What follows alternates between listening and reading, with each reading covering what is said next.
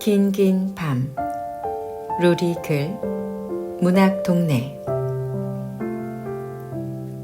첫 번째 기억. 검은 길은 가도 끝이 보이지 않았다. 노든과 치쿠는 제대로 먹지도 자지도 못해 녹초가 되어 있었다. 그러다가 어느 순간 검은 길이 끝나고 흙바닥이 나타났다. 또 다른 길이었다. 노든과 치쿠는 살기 위해 걸어야 했다. 둘은 먹을 것을 찾아 걸어야 했고 잠자리를 찾아 걸어야 했으며 무엇보다 끔찍한 기억에서 벗어나기 위해 걸어야 했다. 어쩌다 운이 좋아서 풀과 나무가 많은 곳에 닿으면 몇 날 밤을 그곳에서 지내기도 했다. 하지만 먹을거리는 금세 동이 났고 노든과 치쿠는 다시 무거운 몸을 일으켜 걸어야 했다. 마음 놓고 쉴 수 있는 곳이 나올 때까지 발걸음을 멈출 수가 없었다. 그런 곳이 세상에 있기는 한 것인지도 알 수 없었지만 말이다. 그나마 이런저런 얘기를 나누며 걷다 보면 정처 없는 행군도 견딜만 했다. 치쿠는 정말 불만이 많았다. 하루도 빠지지 않고 투덜거렸다. 하지만 노드는 성질 더러운 펭귄 치쿠가 좋았다. 치쿠는 말끝마다 노든을 정어리 눈꽃만한 코뿔소라고 불렀고 정어리를 한 번도 본 적이 없는 노드는 코뿔소만한 눈곱을 가진 물고기라니 얼마나 클지 상상도 안 간다는 표정을 지었다. 노드는 치쿠를 코끼리 코딱지만한 펭귄이라고 불렀다.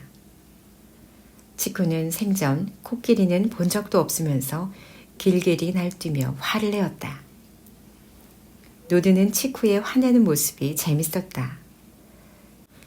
치쿠의 투덜거림을 들으며 걷고 있으면 이 모든 하루하루가 평범한 날처럼 여겨지기도 했다. 치쿠는 윈보와 지냈던 얘기들, 알을 품게 된 얘기들, 다른 펭귄들의 얘기들, 동물원에서 건너 들은 다른 동물들과 사람들의 이야기들을 쉬지 않고 해줬다. 치쿠는 정말 아는 게 많았다. 치쿠의 이야기를 듣고 있으면 시간이 빨리 갔다. 치쿠는 악몽을 꾸지 않게 해주는 최고의 길동무였다. 안가부야 말대로 치쿠와 얘기를 하다가 잠드는 밤이면 악몽을 꾸지 않고 깊이 잘 수 있었다. 그런 날엔 노드는 늦잠을 자서 치쿠가 부리로 엉덩이를 쪼아대야 겨우 눈을 떴다. 이 정어리 눈꽃만한 코뿔소야, 일어나. 지금이 어느 때라고 아직까지 잠을 자는 거야? 어서 먹을 걸 찾아 나서야지. 여긴 이제 먹을 게 없어. 우린 알을 위해서라도 잘 먹어야 되잖아. 야, 일어나라고. 어느 순간부터인가 치쿠는 우리라는 말을 많이 썼다. 노드는 알에 대해 딱히 별 관심은 없었지만 우리라고 불리는 것이 어쩐지 기분 좋았다. 노든과 치쿠와 알은 걷고 또 걸으면서 많은 것을 함께 보았다. 온통 모래뿐인 언덕을 보았고 가시가 촘촘하게 박힌 덩굴나무가 얽혀있는 길을 지나기도 했다. 노든의 몸통보다 굵은 나무들이 듬성듬성 자리 잡은 땅을 본 적도 있었다. 까맣고 작은 개미들이 우글우글 모여있는 좁은 구멍을 들여다보기도 했고 별이 빛나는 더러운 웅덩이를 발견하기도 했다. 걷다가 지칠 때면 날개에 물방울이 맺혀서 잠시 쉬고 있는 잠자리와 함께 숨을 돌리기도 했다. 노드는 목소리만으로 치쿠가 배가 고픈지 아닌지를 알 수 있게 되었고 발소리만으로 치쿠가 더 빨리 걷고 싶어 하는지 쉬고 싶어 하는지를 알 수 있게 되었다. 그러니 우리라고 불리는 것이 당연한 건지도 몰랐다.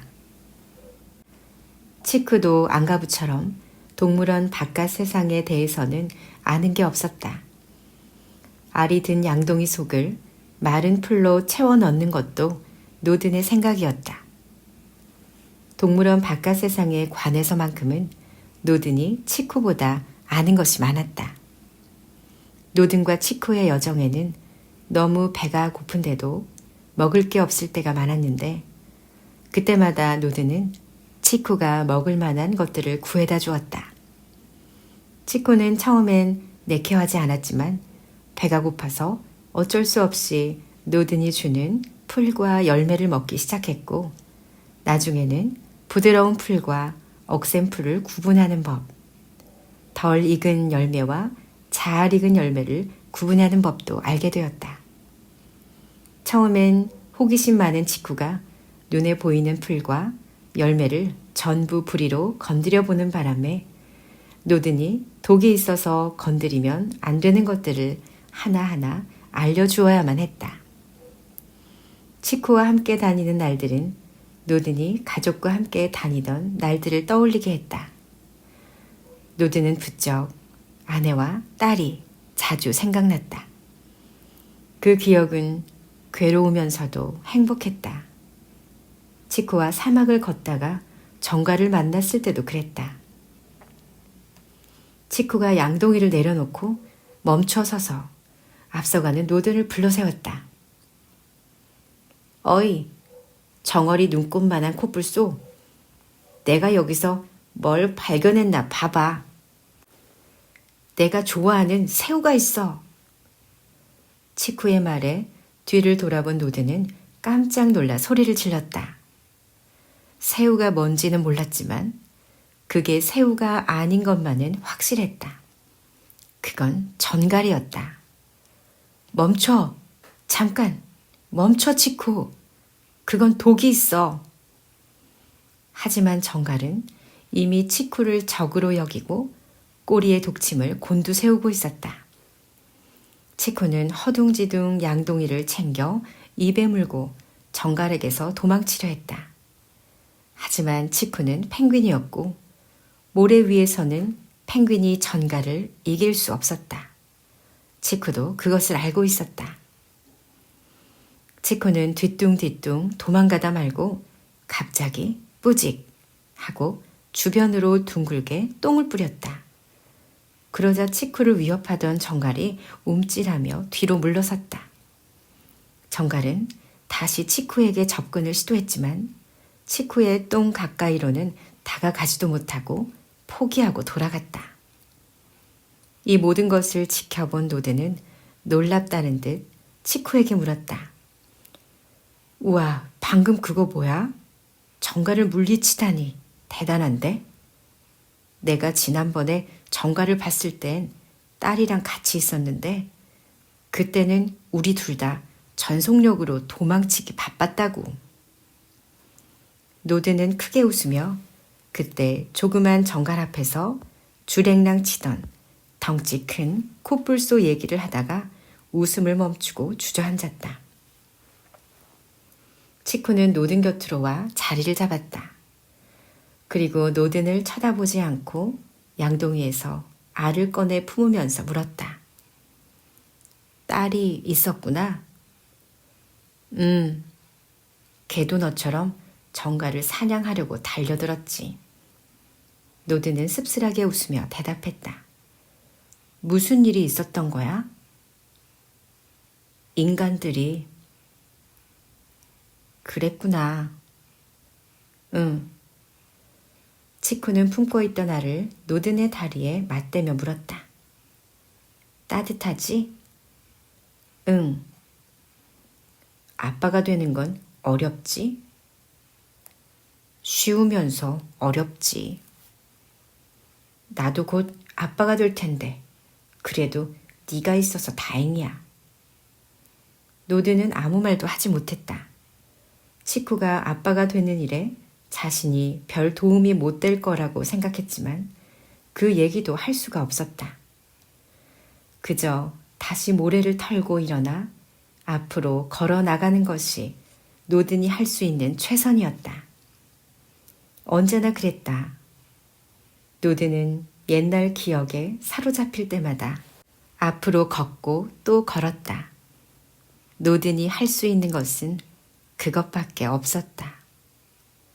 처음에 노든과 치쿠는 그저 앞을 향해 걷기만 했다. 하지만 그들에게도 곧 목적지가 생겼다.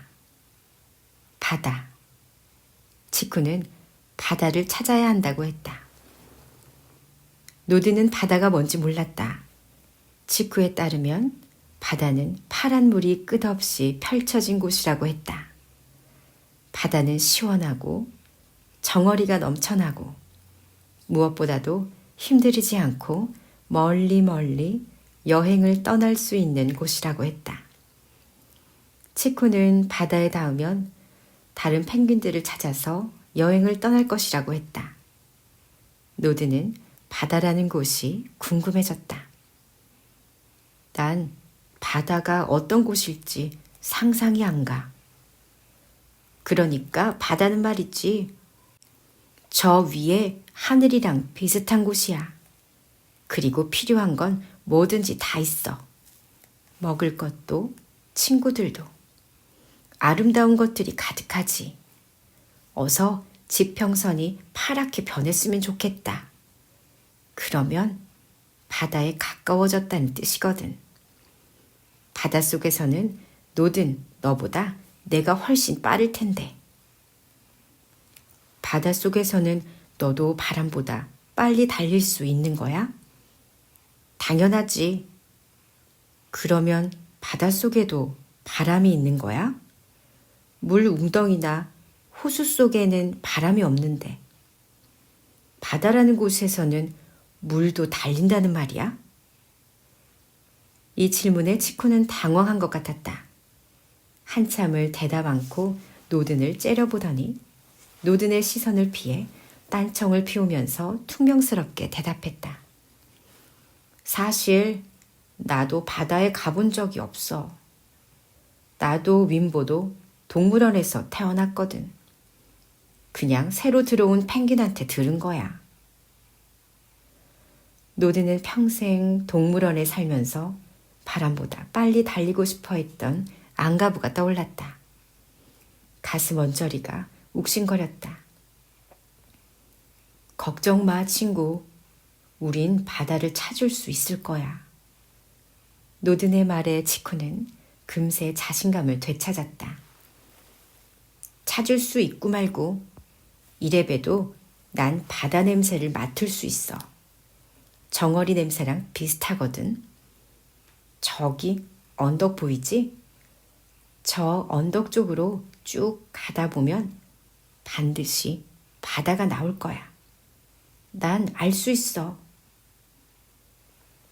노드는 실은 복수를 한시도 잊은 적이 없었다. 다만 바다를 찾는 치쿠와 알을 내버려 두고 갈 수가 없었다. 치쿠가 만일 표범이나 하이에나 같은 동물들과 마주친다면 펭귄 똥만으로는 역부족일 것이기 때문이다. 복수가 조금 늦어진다고 해서 큰일 날 것은 없었다. 무엇보다 노드는 치쿠와 보내는 시간이 좋았고 함께 해야 하는 무언가가 있다는 것이 기뻤다. 마침내 바다에 닿아서 여행을 떠나는 치쿠의 뒷모습을 봐야만 노든도 홀가분하게 그의 길을 갈 수 있을 것 같았다. 그래서 뿔이 뭉툭한 콧불소 한 마리와 양동이를 입에 문 펭귄 한 마리는 계속 함께 걸었다. 하지만 함께라는 것이 모든 것을 해결해 주지는 않았다. 세상에는 노든이 어쩔 수 없는 일이 너무도 많았다. 치쿠는 동물원을 벗어나 본 적이 없는 펭귄이었고 그런 치쿠에게 동물원 밖의 세상은 혹독했다.